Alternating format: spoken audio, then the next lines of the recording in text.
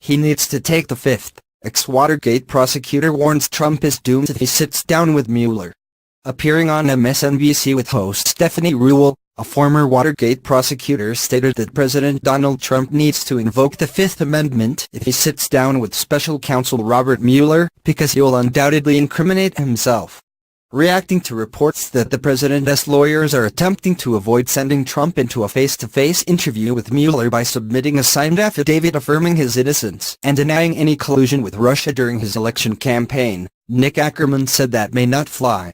According to MSNBC's Kristen Welker, Trump's lawyers, want this investigation, this probe, to be wrapped up as quickly as possible. Here's what I can tell you, according to 3 sources familiar with the matter. Talks are underway between the president's legal team and special counsel investigators.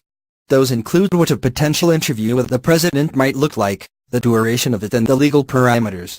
The president's legal team also considering a range of options, including compromises that would include the possibility of answering written questions, or even, according to one source, submitting an affidavit, Welker reported.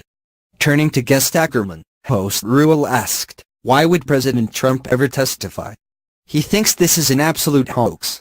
If you were his legal representation, you wouldn't want him to.